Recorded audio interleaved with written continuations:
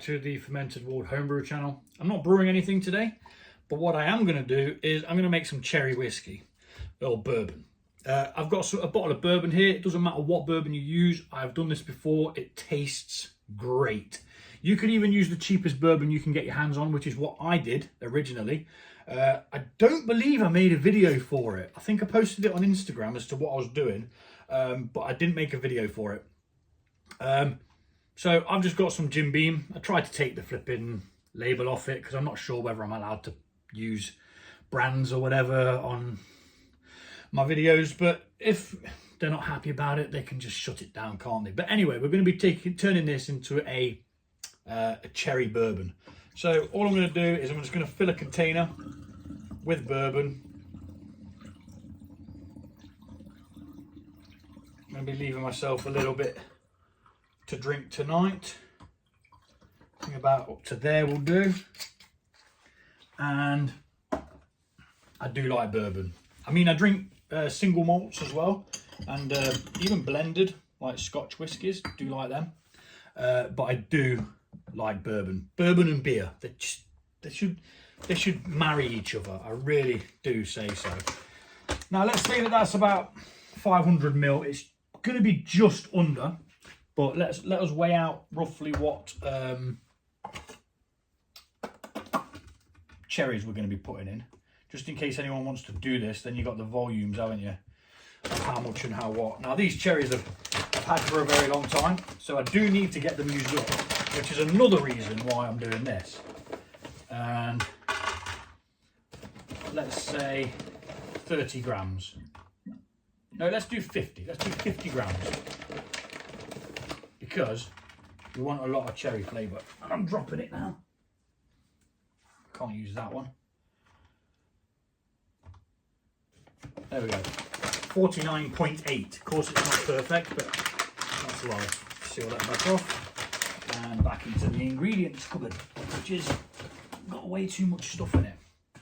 And all we're going to do is feed these into there. Now, I may very well have ballsed up here with having too much liquid in there. But if you were, like, so for example, if you was doing this with a fresh bottle, you'd have to drink some of it first, and then you just add your cherries. It's as simple as that. You leave it for 2 weeks, and all those flavours would have steeped out of it into the alcohol, and it's just going to taste divine. Now, bourbon generally can have a bit of a harsh kick to it, or at least I think some bourbons do. Jim Beam, yeah, it's okay. It's probably not the best bourbon I've ever had, but some of the more expensive bourbons are, you know, considerably more expensive. So it's more of a treat if you're going to get one of them. But yeah, 2 weeks, this steeped in this bourbon, and it's going to taste absolutely fantastic. I will carry on this video with a picture of the overall product as it changes colour and as it starts to taste better. I could have put a bit more in there, but that is simply all we are going to do. Just make sure any oxygen comes out of them or what have you. You're not going to cause a problem. It's 40% alcohol. Pop your lid on and wait. Quick update on the cherry bourbon. I'm just going to give this a little bit of a mix there, and as you can see, it's all seeping out really nicely. I probably could tip this upside down about now, and it should completely mix all the lovely cherry colour into the bourbon.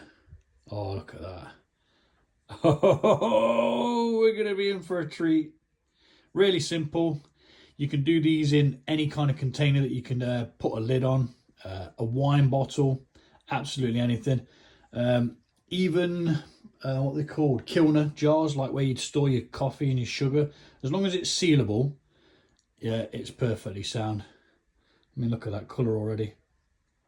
And that's only, what, 4 days in, I think? we will be back. Okay, so it was meant to be 2 weeks, but I actually left it for 20 days.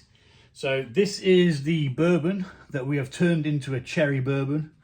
Now the cherries have gone all plump inside there. We're just going to filter out the cherries now, and we're going to have a little taste. So it's just going into a sieve, which has got a mesh bag on there as well, just to catch any smaller particles. And we're just going to take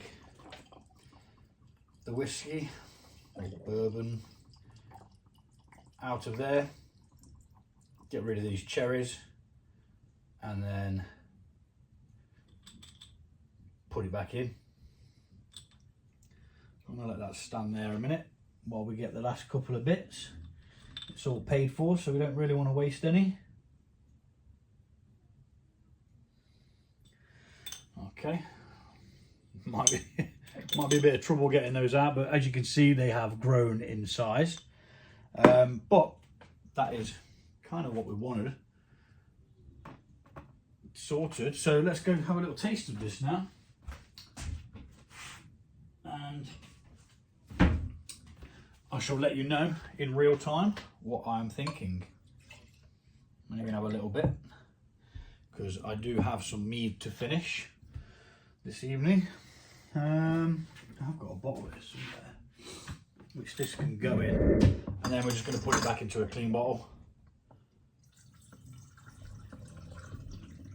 just like so.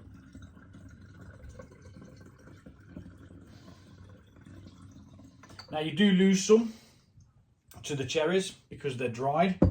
I'm not sure whether you'd want to use them for something else. I'm just going to throw them away. I have no use for them apart from the flavour they have given me. And that is some cherry bourbon, ready to rock and roll. Now it's got a very, very strong bourbon smell to it, obviously the oakiness.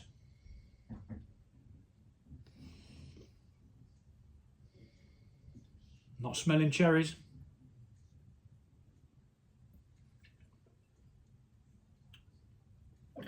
But I am tasting it. So it did this with the last one as well. It kind of smooths it out slightly. There's no real burn. You can feel it going down.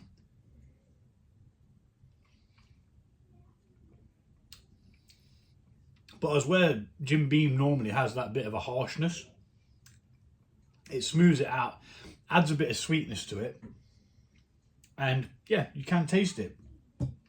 Granted, the original one I did was nicer. I used a whole bottle, and I used a bag of cherries, which was 350 grams of frozen cherries. Obviously, they were thawed out and then blended together, left to sit for a while. That sat for a bit longer than expected, but still, it's a reasonably good result. It's not as fruity as I wanted it to be. So if I was to do this again, I probably would use the frozen cherries again, because that just made it taste really, really nice. Obviously, not sure that was the right way to do it. But can we get a bit more out of that? Yeah. But it was an experiment to see what happened. And now we know what happens. It does give you a cherry bourbon. It does taste nice. But again, I'm pretty sure the old one tasted better. So it's up to you.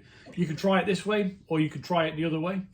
Either way, you're going to get something that's drinkable and it's nice. Thanks for watching. I'll see you all soon.